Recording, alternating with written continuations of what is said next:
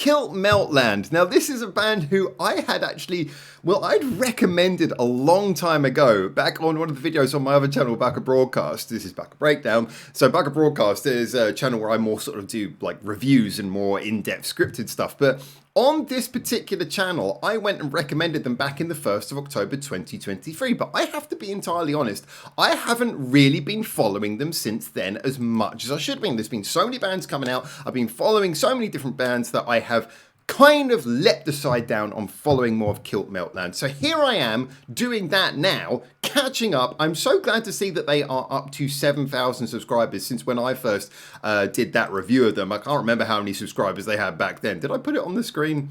Oh, there we go. There we go. Let's see. They had 1,950 subscribers back then. What face is that I'm pulling? So anyway, let's check out their new song. It is called Baby Noise. Okay, Baby Noise. Interesting. All right. They were actually, of all the bands I think I recommended on that series, I kind of stopped doing that series because I've now got the new channel, Band Broadcast, which is basically taking that over, because now I've just taken these small bands into the studio and doing interviews with them and everything. But as a result, you know, I did that review of them and... I recommended them, and when I recommended them, I think they're probably the heaviest band I'd recommended. One of the few bands I've recommended who really go full on metal. So let's find out. This is 3 minutes 57 of their new song, Baby Noise. Let's enjoy.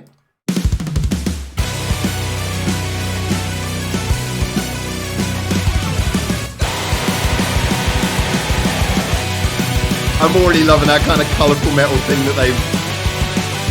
This is why I recommended them.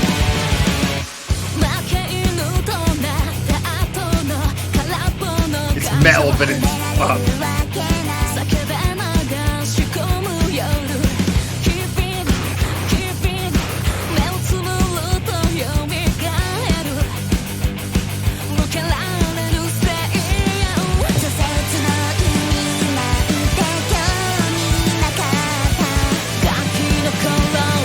Really loving the build up. How are we going to play it off?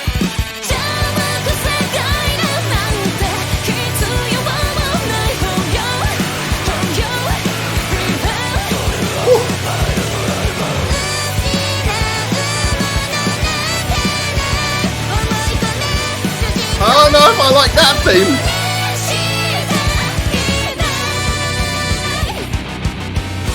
Dude! Wow, okay, they are taking it to that place.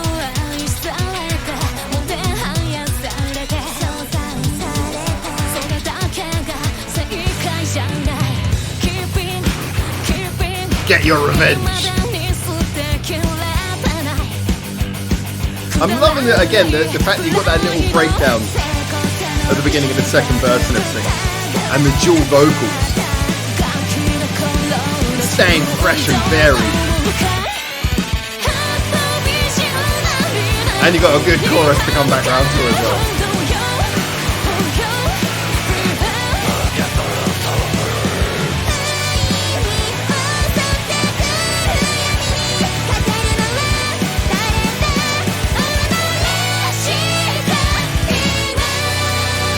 This is like Rocky, but much more disturbing. Oh, nice rhythm change.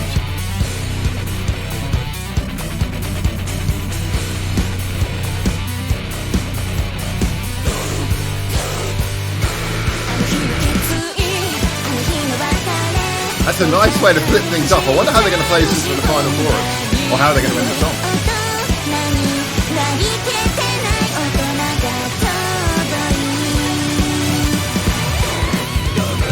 Oh, nice! Speeding up even more.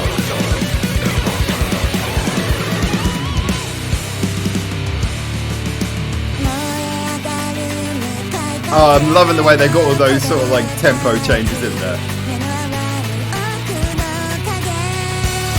Again, they're keeping it fresh, they're keeping it sounding creative.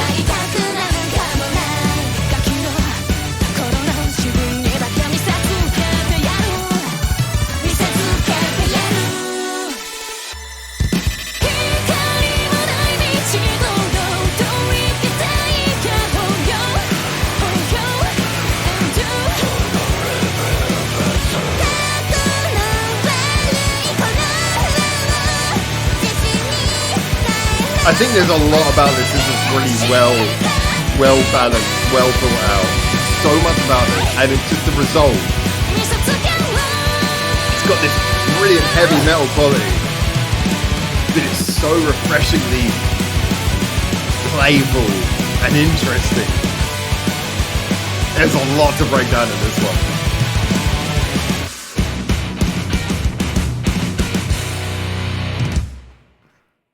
Yeah, okay, that's cool. That's a good last frame as well. Let's leave it on that. Yeah, you know, like, so obviously I haven't really been keeping up with them, but one of the main reasons I recommended them was because of the fact that, you know, and like with a lot of genres, especially well-known genres, there'll be a lot of bands who are just kind of drawing out the tropes, you know, doing the things that you've heard a million times before. So any band who can like go into a genre, especially like, you know, metal, and do something which sounds fresh, I'm always there for that. And that's one of the signature things about Japanese music. One of the reasons why I love Japanese music so much is because you get these bands, even these young bands coming up who, you know, less than 10,000 subscribers, as we pointed out earlier, who come up and do a song like this where, you know, it's completely... It feels fresh, it feels new, it feels creative. And a lot of the reasoning behind that for me is, first of all, this song starts off with a little bit of a cheeky kind of playful nod with a little bit of synth in there. It's playing a little bit with some slightly poppy sounds, but at the same time, it doesn't detract from it sounding heavy. You know, it's still got great guitar work. I love the guitar tones, those little occasional harmonics where the guitar's just squealing. It just sounds nice. It's got a grittiness to it, and yet at the same time, it's got a well-produced polish to it as well. It's perfectly balancing those two things. Then you've got the two vocalists going back and forth, adds a certain degree of freshness to it. I mentioned how at the beginning of the second verse you got that slight breakdown where it goes a little bit EDM-y underneath. Again, love that. I think that was a nice choice. Just these constant little ideas. The fact that when the scream vocals come in, a lot of the time with bands who use scream vocals, it's just like, oh, look how loud this is, and they just throw it at you, and it kind of actually starts to detract from the kinetic energy of the song when you just have a loud scream. Here, it's like the scream vocals were kind of like put in the mix. It was part of the sound. It was more thickening up the sound that was already there rather than just slapped on top like, look how loud our vocalist is. I love the fact that the scream was used strategically to do a cool and answer with the clean vocals so that it just kept things going, kept things sounding fresh rather than, you know, just trying to be front and center and, you know, to make a statement. So for me, this was like metal, but it was metal where it was focused again on making a whole arrangement on a rounded sound, on something that sounded good, sounded full, sounded thick. And I really thought that was the main strength of it. But then just when we went into that bridge, yeah, I'm all for that. I don't know. I was thinking, what does this bridge remind me of? And it reminded me of two very opposite things. On one hand, I kind of want to say it reminds me a little bit, obviously, you know, you think about time signature changes, rhythm changes, your mind immediately goes towards things like prog. But actually, it was kind of reminding me more of just the fact that J-pop tends to be very playful with playful, crazy bridges that change time signatures. A lot of the time, like sort of alt-idol music is probably the main place you would go to for a bridge like that, where the song just suddenly deviates off into some crazy direction and just goes mad for some reason. So for me, it kind of gave me a little bit of a alt-idol J-pop kind of vibe when it went into that, which again kind of gels well with their aesthetic of kind of being hardcore, but at the same time having a kind of like a feminine quality as well. I love, just again, it's all about balance, this, and I think they've done a really great job in all of those aspects, you know, being heavy but also being nice and well produced with like a poppy quality, you know, kind of rocking along but also having changes in the sound, having clean vocals and harsh vocals as they're often referred to. Personally, I would say it's scream vocals, but or growl vocals or scrowl vocals, whatever you want to call them. I just think that there's a great amount of balances in that, and then that leads us on to the final thing, which is obviously the balance that occurs in the video. I've got to be honest, any video, call it what it is, call me what you want, any video where it starts with like a dude hitting a woman, even if it's like done totally comic book style and very clearly just like silly, I don't know, at first I'm like, I don't know, that kind of sets me off, and like, okay, so long as you get this resolved by the end of the 4 minutes, so long as we get some kind of resolution to this by the end of 4 minutes. Reminds me of the first time I heard that, I saw that You'll Melt More video when Anno Chum was in You'll Melt More, and they had that video which was pretty much that as well. It was like, it was like they were actually getting hit by dudes at one point. I was like, I don't know how I feel about this video, but I love the fact that the turnaround at the end was really well done. And plus they kind of gave it a comic book quality. It's clearly, you know, the whole way that they're meeting on this sort of white void, it's more like the metaphorical quality of, you know, the fight against being made to feel small, but standing up for yourself and fighting back against whoever's making you feel that way. Boosh. Love that quality. So yeah, this was really well done, and I think the end feeling you come away with is you come away with a feeling of like, okay, that was uplifting, that was kind of powerful, but it was also joyful, it was fun, it was a bit silly in places, you know, it didn't take itself too seriously, but also gave you kind of like a nice energetic, genuinely engaging sense of, you know, power. So I felt that was just really cool stuff. I really enjoyed that. As always, get in the comments. Tell me what you think. KILLT Metalland. I'm so glad that I recommended them back then. Look at that stupid face. Do a normal face. That's not a normal face. Do a normal face. That's not a normal face. Do a normal face.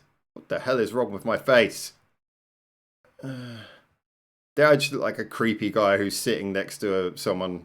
Just like, hey. And with that being said... KILLT Metalland, at least they did a good job. So take care. Hopefully see you very soon in the next one of these videos. Until I do, from here in Japan, for now, ciao ciao.